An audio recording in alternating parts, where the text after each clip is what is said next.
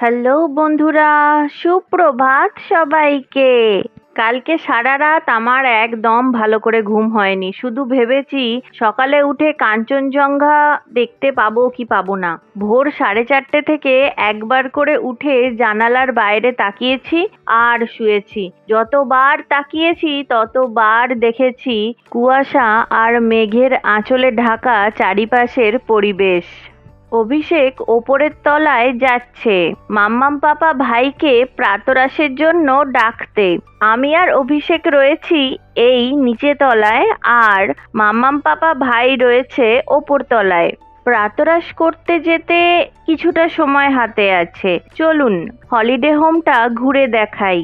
আচ্ছা, murder in the hills web সিরিজটি আপনারা কে কে দেখেছেন সেটা অবশ্যই কমেন্ট করবেন তো, কারণ ওই সিরিজটির শুটিং হয়েছিল এই হলিডে হোমেই। সিরিজটি রয়েছে হইচইতে। এই হলিডে হোমটার একটা জিনিস আমার ভীষণ ভালো লেগেছে, পুরো হলিডে হোমটা বিভিন্ন ধরনের গাছ দিয়ে সাজানো। ফুল গাছ, পাতাবাহার গাছ, আর গাছ আমার ভীষণ ভালো লাগে।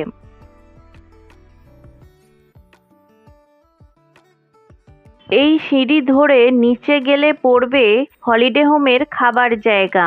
এই যে আমরা চলে এসেছি সকালের প্রাতরাশের জন্য। আজকের প্রাতরাশের অর্ডার কালকে রাতেই দেওয়া হয়েছিল। এই ছিল আমাদের আজকের প্রাতরাশ। সকলের প্রাতরাশ সম্পূর্ণ। এবার তাড়াতাড়ি করে আমরা রেডি হয়ে নিই। একটু পরেই আমরা রওনা দেব দার্জিলিংয়ের একটি চা বাগান দেখার উদ্দেশ্যে। একটু বেলা বাড়তেই মিষ্টি রোদ উঠেছে আর হাওয়াও দিচ্ছে বেশ ভালো।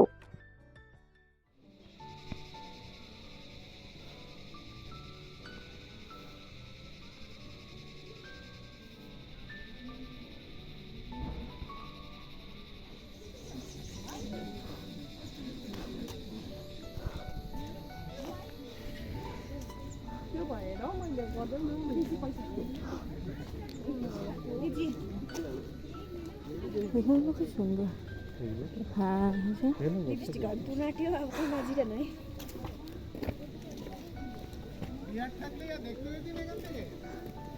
দারুণ। কফি, আমি কফি। ওই তো ভাই, চা না কফি? চা চা চা। তিনটে চা, দুটো। তাহলে তুমি কি কফি তো? না, চা খাও। চা, চারটে চা, একটা কফি। আচ্ছা ঠিক আছে। এই কালুটা কোথায় বসার চান্স আছে রে আবহাওয়া দপ্তরে। রাতে বেলা হয়ে গেলে তো মেঘটা কেটে যাবে। তো আমরা আছি। বৃষ্টি কিছু হবে।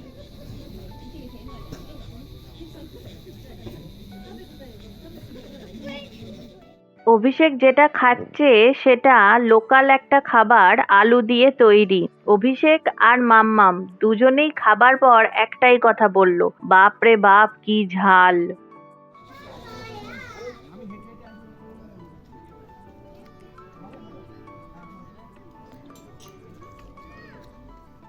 চা খাওয়া হয়ে গেছে। আমরা এখন এই রাস্তা দিয়ে হেঁটে হেঁটে যাচ্ছি দার্জিলিং ম্যালের দিকে। আমি ভিডিও করছি বলে একটু টুকটুক করে হাঁটছি না, এবার একটু তাড়াতাড়ি হাঁটি, একটু তাড়াতাড়ি পা চালাই। শীতও করছে। কি গো, কি অ্যাপ? হ্যাঁ, কি হয় ওটাতে? স্টেবিলাইজার। না ঠিক আছে, আমার একটু ওই কাঁপবে বলে বলছো তো? না ঠিক আছে, একটু কাঁপা থাক, একটু ন্যাচারাল ব্যাপার থাক। ন্যাচারাল থাকবে, বেশি কাঁপাটা। না এখন আর বেশি কাঁপে না, মানে না এটাতে কাঁপে কখন জানো তো, বালির ওপর হাঁটলে। বালিতে তুমি যতই পা দাও, একটু প্লেন ইয়েতে তো পড়ছে না, না বা শক্ত কিছুতে পড়ছে না, তখন ভীষণ রকম কাঁপে।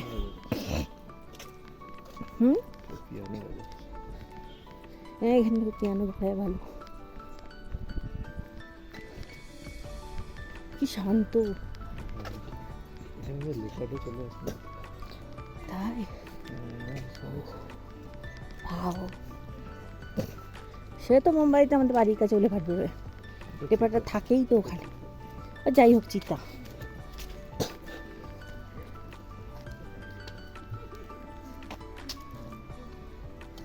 এদিকে আদিকে এসো, মাঝে এসো। আজকে আমরা যাব নাইটিঙ্গেল পার্ক, তেনজিং রক আর দার্জিলিং এর একটা চা বাগান দেখতে। আর কালকে যাব Lovers View Point, Takdah tea garden ও লামাহাটায়। তারপর পরশুদিন আবার এখান থেকে জলপাইগুড়ি, তারপর কলকাতা, আবার দুদিন বাড়িতে থেকে কলকাতা থেকে মুম্বাই ফেরা। ব্যাস, ছুটি শেষ। একবার এসেছিলাম এমন মেঘ হুম সামনে তো ইয়েগুলো দেখা যাচ্ছে ওই ম্যালে হুম তো সব ব্ল্যাক আউট হয়ে গেছিল, মানে এক হাত দিলে কাউকে দেখা যাচ্ছে, এরি বাপে, কিন্তু কুয়াশা। তারপরেই মেঘটা কেটে গিয়ে পুরো একদম পরিষ্কার। বৃষ্টি হয়ে গেল একবারে পুরো।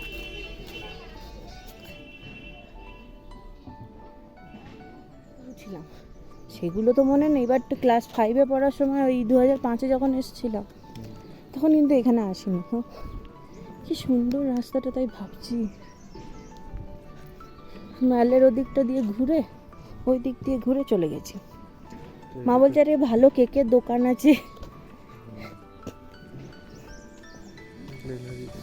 হ্যাঁ, আমার মনে আছে ওখানে গ্লেনারিজে, আমার মনে আছে আমার চকলেটের এরকম কিনেছিলাম, একটা বেতের ইয়ের মধ্যে, ছোট্ট একটা বেতের ইয়ের মধ্যে এতগুলো চকলেট, একটা ব্যাং চকলেট ছিল, একটা এরোপ্লেন ছিল, একটা গাড়ি ছিল, আর কি ছিল মনে নেই, আবার একটা ফুল ছিল বোধহয়, না ভাবো আমার এখনো মনে আছে। আপনারা যারা সিনেমা প্রেমী তারা নিশ্চয়ই জেনে থাকবেন 1962 সালে কাঞ্চনজঙ্ঘা, 1967 সালে হামরাজ, 1969 সালে আরাধনা, 1979 সালে অনুরোধ, 1992 সালে রাজু বান গয়া জেন্টলম্যান, 2012 সালে বরফি এবং আরও অনেক জনপ্রিয় চলচ্চিত্রের শুটিং হয়েছে দার্জিলিং এবং দার্জিলিংয়ের এই অবজারভেটরি হিলের রাস্তায়। এখানে রয়েছে একটি ছোট্ট মন্দির, বাহ খুব সুন্দর। পথ চলতি সকল মানুষই এখানে একবারটি দাঁড়িয়ে নিজের মনের শ্রদ্ধা অর্পণ করে যাচ্ছেন। কালকে রাতে এই ছোট্ট মন্দিরে প্রদীপ জ্বলতে দেখেছি। কিছুদিন আগে ফেলুদার গোয়েন্দাগিরি সিরিজের দার্জিলিং জমজমাট দেখছিলাম। সিরিজের বেশ কিছু অংশের শুটিং হয়েছে এই জায়গায়, যদিও সত্যজিৎ রায় মহাশয়ের লেখা দার্জিলিং জমজমাট গল্পতেও এই অবজারভেটরি হিলের রাস্তার কথা রয়েছে।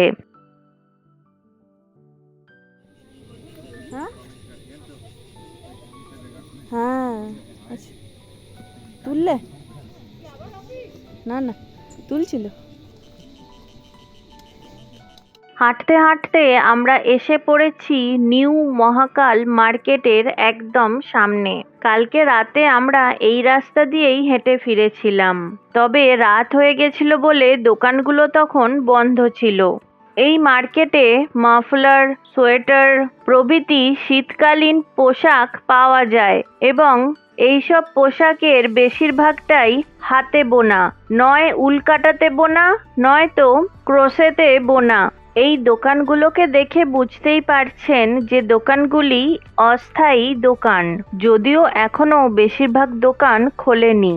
ওই ওপরে একটি গেট দেখতে পাচ্ছেন, ওটাই হলো মহাকাল মন্দিরে যাওয়ার রাস্তা।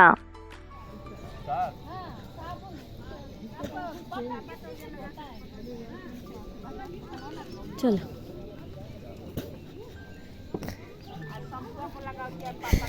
আচ্ছা, রাস্তায় যে নতুন ছবি তুলে ফেলি এটা কি অপরাধী না? না না দেখো এখন এইসব ব্যাপারগুলো তো কমন হয়ে গেছে না, তারাও গা করে না টুরিস্টগুলো তো। হ্যাঁ এ বাবা আমাকে এইরকম না নিতে হবে ভাট থেকে দেওয়ার। হ্যাঁ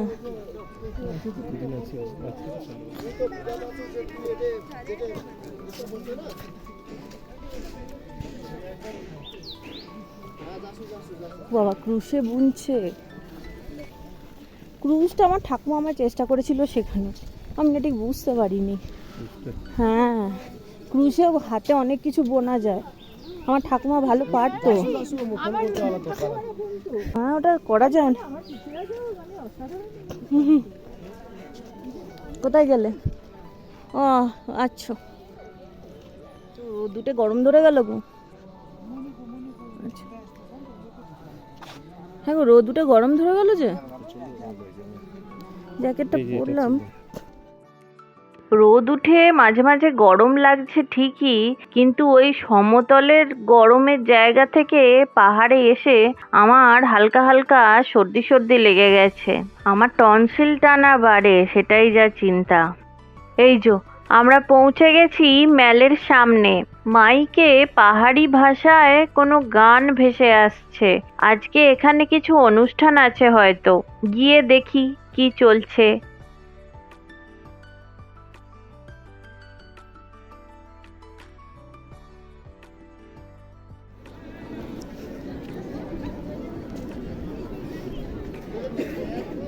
কিছু প্রোগ্রাম চলছে এদের।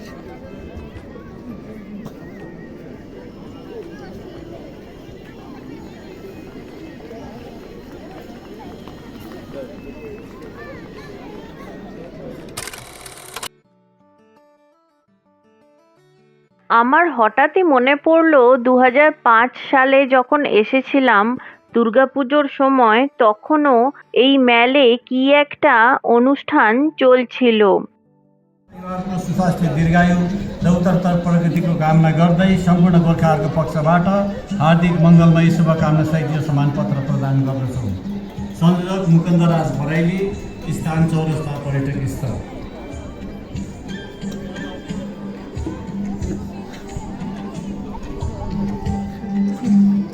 এরে এই কুকুরটা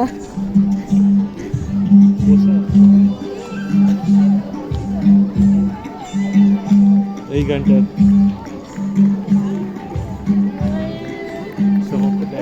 হ্যাঁ अब हामी রেশম ফিরি हाम्रो अर्का धरोहर ট্যাগ করলে পুরোটা ওদের তুলতে হবে। यहाँ सम्मान गर्न आएका छौँ।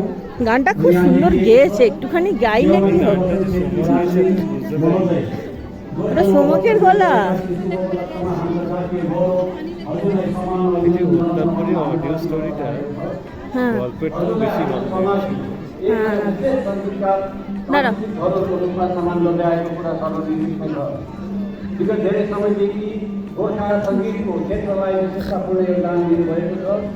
गोर्खा नववर्षको अवसरमा हजुरहरू सपरिवारको स्वास्थ्य दीर्घायु र उत्तरोत्तर प्रगतिको कामना गर्दै सम्पूर्ण गोर्खाको पक्षबाट हार्दिक मङ्गलमय शुभकामना सहित यो सम्मानपत्र আরে দাঁড়াও গো। संयोजक यो सम्मान হ্যাঁ মনে পড়েছে। হ্যাঁ এইটা বোধহয় আর একটু উঁচু ছিল। এই যে সামনে ফোয়ারার এইটা বোধহয় আর একটু মানে হাইটে উঁচু ছিল এটা।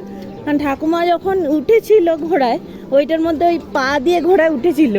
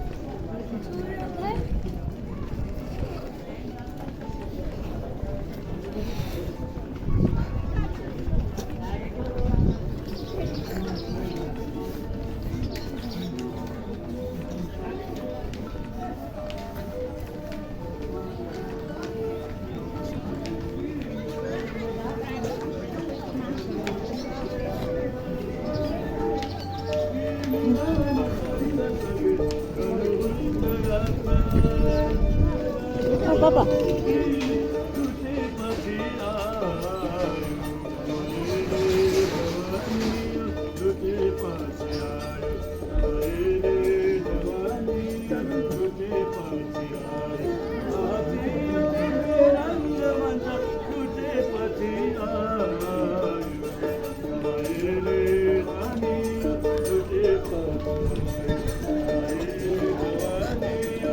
এটা বাংলা গান লিখেছে।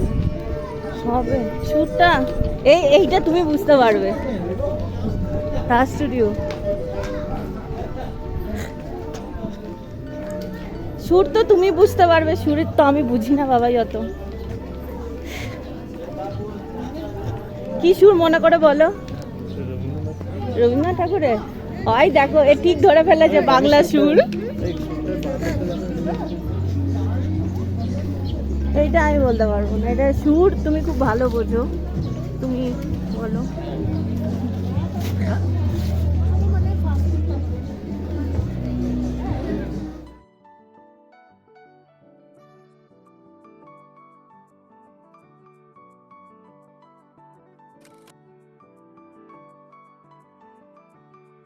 এতক্ষণ ধরে হাঁটতে হাঁটতে আমাদের সবারই একটু হালকা হালকা খিদে পেয়ে গেছে, তাই আমরা এখন যাচ্ছি হেস্টি টেস্টিতে।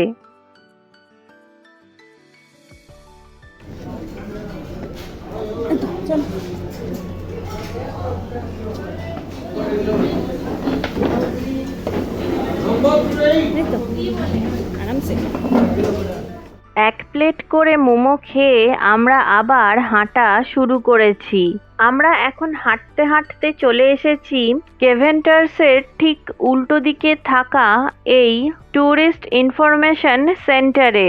দার্জিলিংয়ের বিভিন্ন জায়গা ঘুরে দেখার জন্য এখান থেকে গাড়ি বুকিং করা যায়। এখানে রয়েছে দার্জিলিং শহরের একটি মানচিত্র। আমাদের গাড়ি বুক করা হয়ে গেছে, এবার আমরা রওনা দিয়েছি চা বাগানের উদ্দেশ্যে। আজকেও রাস্তাতে বেশ ভালোই জ্যাম রয়েছে। সময়ের সাথে সাথে তাল রেখে দার্জিলিংয়ে গাড়ির সংখ্যাও অনেক বেশি বেড়েছে। অবশ্যই সেটা পর্যটন শিল্প বিকাশের জন্যেই। দার্জিলিংয়ে রয়েছে 87টি চা বাগান।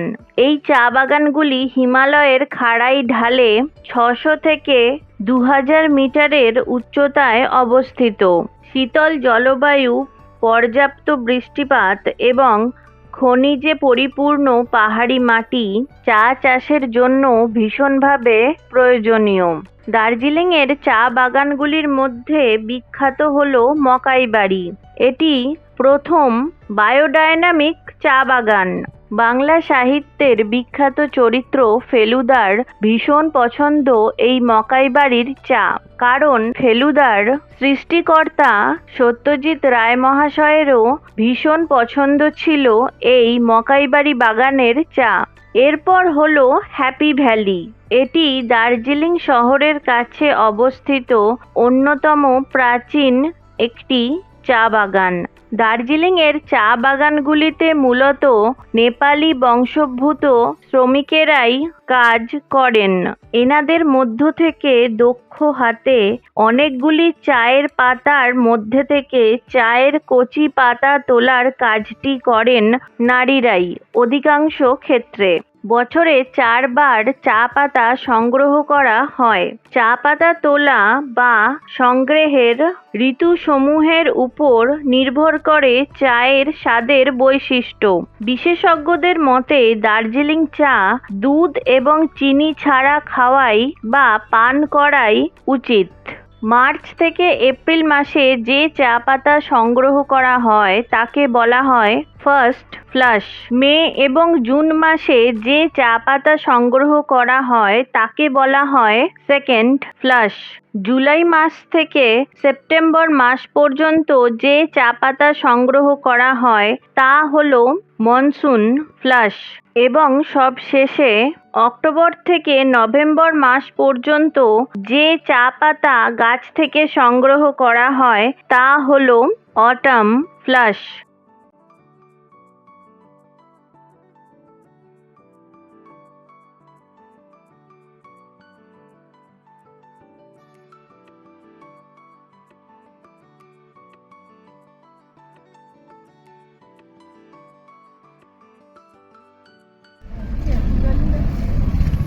पहले कहाँ जा रहे हो भाई? पहले टी गार्डन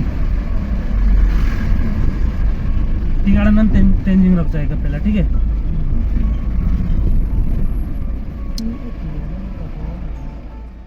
এই জায়গা থেকে আবার বেশ ভালোই জ্যাম লেগেছে।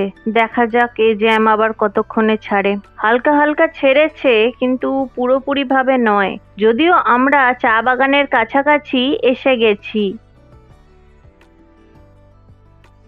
এই যো আমরা পৌঁছে গেছি। গাড়ি থেকে নেমে রাস্তায় আমরা হাঁটছি। এবার আমরা প্রবেশ করব চা বাগানের মধ্যে। রাস্তার ধারে থাকা দুটি চায়ের দোকানের মধ্যেখান দিয়ে এই চা বাগানে যাওয়ার রাস্তা। আমরা প্রবেশ করে গেছি চা বাগানের ভিতরে। মেঘ ও কুয়াশাচ্ছন্ন পরিবেশ থাকলেও হালকা হালকা রোদ কখনো কখনো মেঘের আড়াল থেকে উঁকি দিচ্ছে।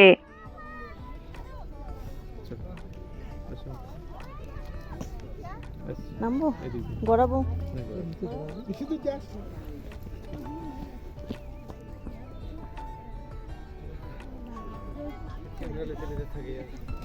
এ বাবাই, ক্যামেরাটাতে দেখো তো ওই ওই জায়গাটা আসে কিনা, পাহাড়ের ওই সাইড।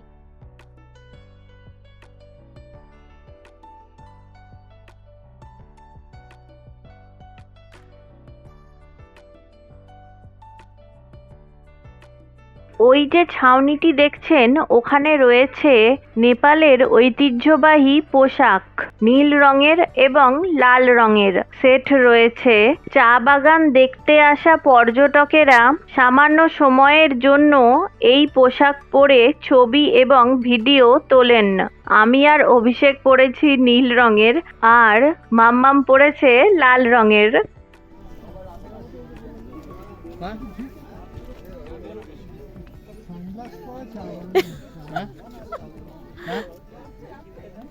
হেভি।